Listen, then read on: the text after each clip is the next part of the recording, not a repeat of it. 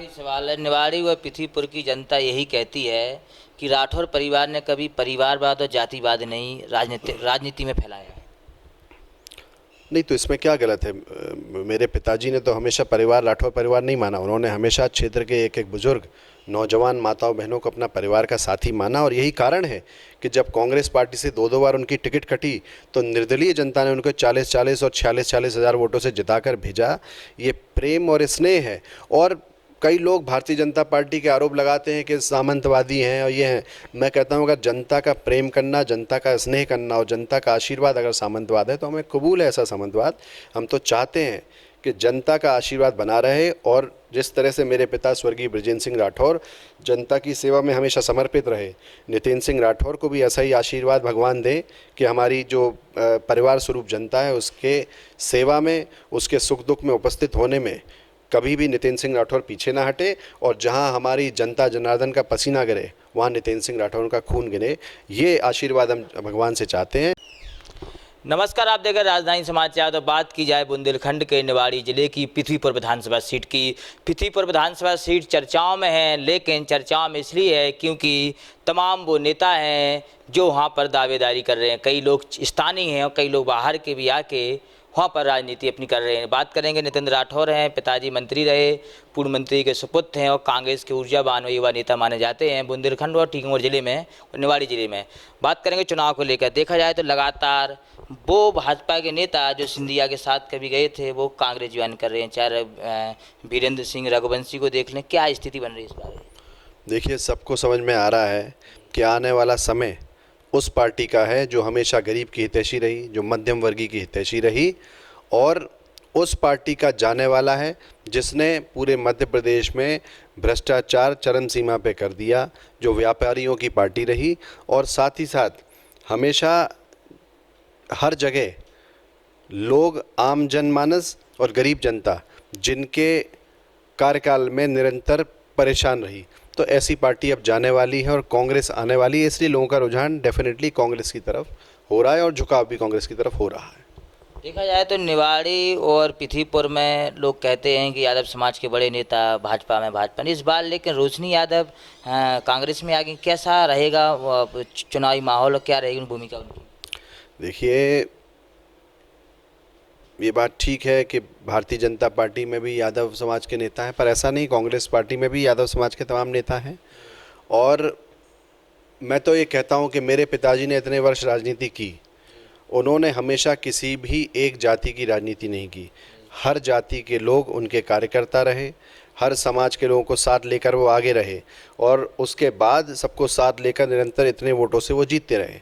मैंने अपनी राजनीति की शुरुआत की, मैंने भी हर जाति के लोगों को साथ लेकर, समाज के हर वर्ग को साथ लेकर राजनीति की शुरुआत की। तो मुझे लगता है कि जाति से कोई प्रभाव नहीं पड़ता, मुझे लगता है व्यक्तित्व का प्रभाव पड़ता है। और जनता ये देखती है, समझती है कि कौन उनके दुख दर्द में खड़ा है, कौन उनकी परेशानी में खड़ा है और कौन उनके काम आ रहा है। जैसे पिछले उपचुनाव में जातिगत तरीके से भारतीय जनता पार्टी ने टिकट दी, अब चुनाव वो जीत भी गए, लेकिन प्रशासन का किस तरह से दुरुपयोग हुआ ये हर आदमी ने देखा। और यदि दुरुपयोग ना होता तो हो सकता उस चुनाव के नतीजे आपके सामने दूसरे होते। तो मेरा कहना है कि इस जाति से कोई फ़र्क नहीं पड़ता। मैं समझता हूँ अगर रोशनी यादव आपने नाम लिया, वो आई हैं, निश्चित रूप से भारतीय जनता पार्टी में प्रताड़ित थी, परेशान थी, कांग्रेस पार्टी ज्वाइन की है, कांग्रेस पार्टी को मजबूती मिलेगी। और मुझे पूरा विश्वास है कि कांग्रेस के संगठन भी हर तरह से सबको साथ लेकर आगे अच्छे तरीके से काम करेगा, जिससे आने वाला समय और आने वाला भविष्य कांग्रेस पार्टी का मध्य प्रदेश में नज़र आ रहा है। हर किसी को इसका फ़ायदा मिलेगा और जनता को भी न्याय मिलेगा। एक ऐसा सवाल है जो हर जनता चाहती है सुनना निवाड़ी पृथ्वीपुर की। देखा जाए तो अखिलेश यादव और राहुल गांधी की जो गठबंधन है इंडिया, उसमें सब लोग एक हैं, लेकिन निवाड़ी और पृथ्वीपुर में क्या होगा? समाजवादी पार्टी का जो कांग्रेस के जो पार्टी है, इनके नेता मिलजुल के चुनाव में उतरेंगे निवाड़ी पृथ्वीपुर में, अलग अलग कैंडिडेट उतरेंगे? देखिए, गठबंधन का निर्णय तो राहुल गांधी जी, अखिलेश यादव जी, इनके लेवल की बात है, मुझे तो इससे मतलब नहीं है। आज की तारीख में मुझे ऐसा कोई समझ में नहीं आता है। कांग्रेस पार्टी जिसको भी निवाड़ी में टिकट देती है, हम सभी लोग संगठित होकर उसके साथ हैं और कांग्रेस पार्टी को जिताने के लिए पूरा एड़ी चोटी का जोर लगाएंगे, क्योंकि इस बार भारतीय जनता पार्टी का विरोध है और कांग्रेस के पक्ष में माहौल है।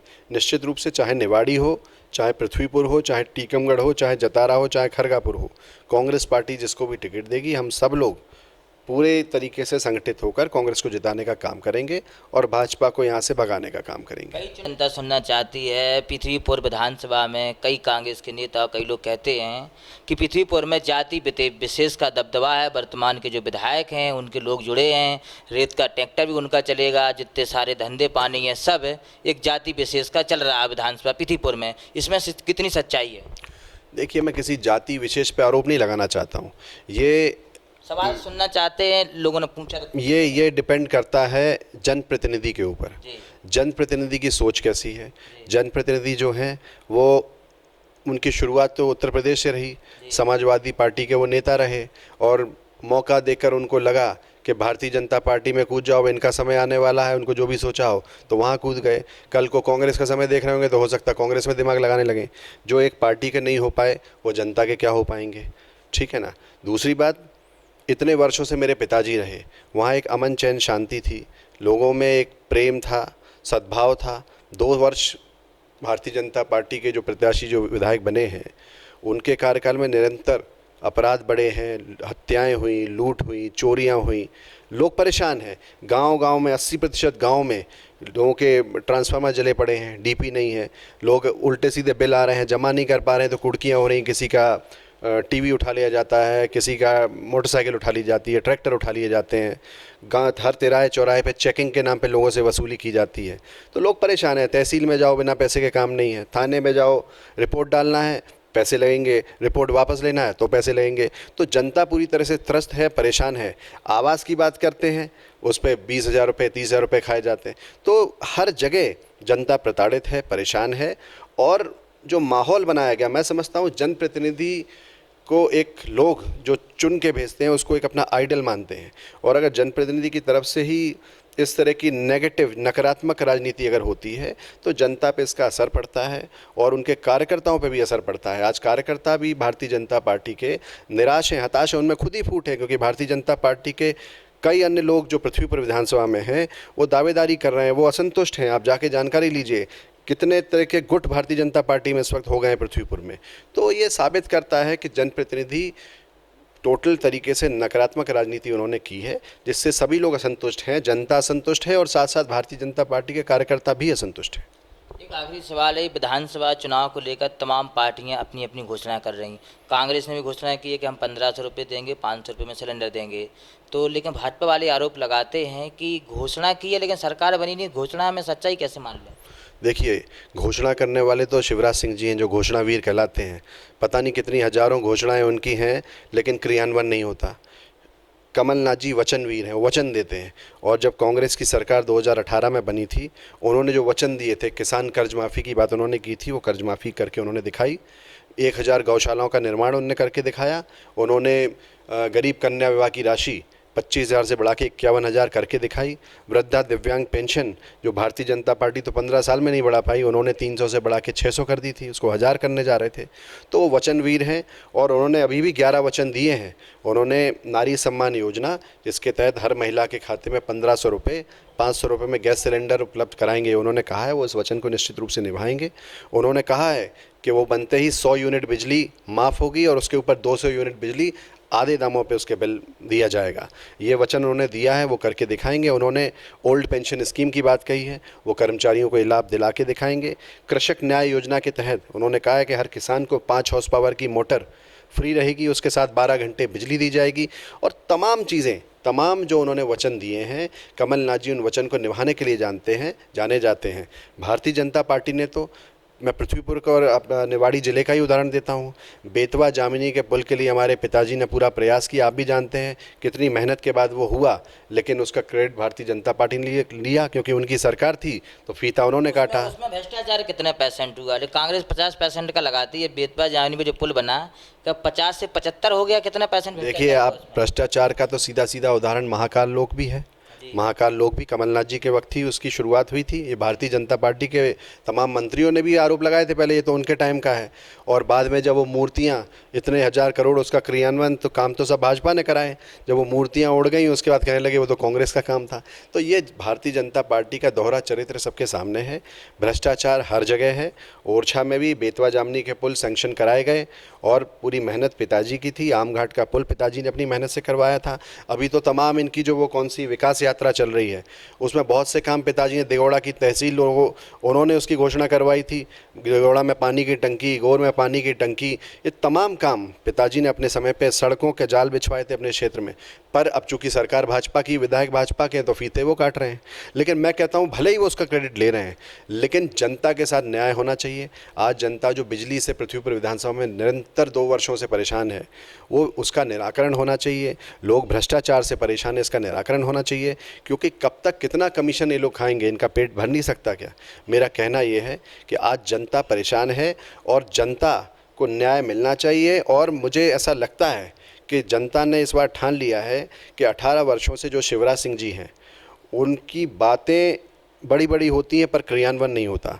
और उसी की तर्ज पे जो उनके तमाम नेता, चाहे जनता के बल पे बने हों, चाहे प्रशासनिक दुरुपयोग से विधायक बने हों, वो सब भी उसी के तहत काम कर रहे हैं। लेकिन जनता समझ चुकी है और इस बार बदलाव होगा, जनता न्याय करेगी और कांग्रेस पार्टी को चुनकर भेजेगी। एक आखिरी सवाल है, निवाड़ी व पृथ्वीपुर की जनता यही कहती है कि राठौर परिवार ने कभी परिवारवाद और जातिवाद नहीं राजनीति में फैलाया है।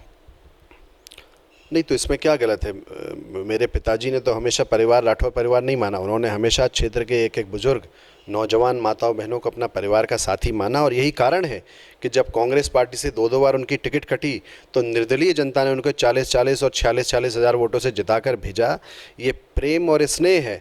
और कई लोग भारतीय जनता पार्टी के आरोप लगाते हैं कि सामंतवादी हैं और ये हैं। मैं कहता हूँ अगर जनता का प्रेम करना, जनता का स्नेह करना और जनता का आशीर्वाद अगर सामंतवाद है तो हमें कबूल है ऐसा सामंतवाद। हम तो चाहते हैं कि जनता का आशीर्वाद बना रहे। और जिस तरह से मेरे पिता स्वर्गीय बृजेंद्र सिंह राठौर जनता की सेवा में हमेशा समर्पित रहे, नितिन सिंह राठौर को भी ऐसा ही आशीर्वाद भगवान दें कि हमारी जो परिवार स्वरूप जनता है उसके सेवा में, उसके सुख दुख में उपस्थित होने में कभी भी नितिन सिंह राठौर पीछे ना हटे। और जहां हमारी जनता जनार्दन का पसीना गिरे वहां नितिन सिंह राठौर का खून गिरे, ये आशीर्वाद हम भगवान से चाहते हैं। और निश्चित रूप से जनता जनार्दन है और जनता हर तरीके से, हम सब जनता की सेवा में हाजिर रहेंगे। तमाम वो मुद्दे थे निवाड़ी और पृथ्वीपुर विधानसभा के और मध्य प्रदेश की राजनीति को लेकर। लेकिन नितेंद्र सिंह राठौर अभी भी लगातार उसी विधानसभा पृथ्वीपुर में और मध्य प्रदेश में जहाँ ही पार्टी के बड़े कार्यक्रम होते वहाँ पहुँचते हैं।